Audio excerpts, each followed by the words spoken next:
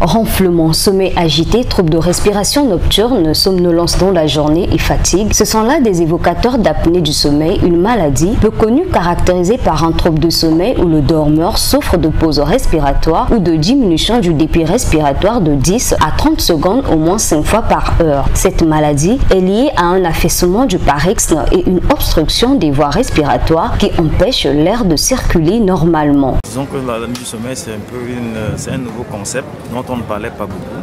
C'est une maladie qui concerne une catégorie de personnes, mais qui peut se retrouver même chez les enfants et les personnes adultes, qui se manifeste le plus souvent par une tendance à avoir une mauvaise qualité de sommeil. C'est-à-dire des personnes qui dorment et ont tendance parfois à avoir des pauses pendant leur respiration, et des personnes qui ronflent, mais qui se réveillent le matin avec une sensation de fatigue, de malaise, l'impression de ne pas bien se reposer, de ne pas être bien reposé, et dorment en journée. Dormir veut dire en fait ils s'asseyent, pour peu qu'ils ont un instant, ils ont tendance à somnoler, soit dans une salle d'attente, soit dans un bureau, et ça devient plus grave lorsque la personne peut somnoler au volant de sa voiture et ça peut être responsable d'accidents. Celle-ci cause beaucoup d'attaques cardiovasculaires. Elle est aussi la cause des morts subites, a souligné le docteur Dumont. Cette maladie qu'on appelle l'apnée du sommeil est responsable de beaucoup d'attaques sur le plan cardiovasculaire et c'est responsable parfois aussi de morts subites.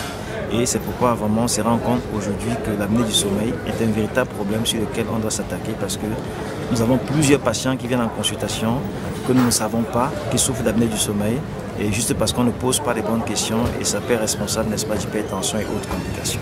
L'apnée du sommeil serait-elle la cause des morts subites en République du Congo ou le cas de sorcellerie comme le pensent la plupart des Congolais? Pour ce fait, il est primordial pour le ministère de tutelle de sensibiliser la population sur les différentes maladies peu connues, question d'éveiller la conscience du peuple, car tout mort n'est pas synonyme de sorcellerie, mais il peut être aussi causé par l'apnée du sommeil. En bon entendeur, sa ligne.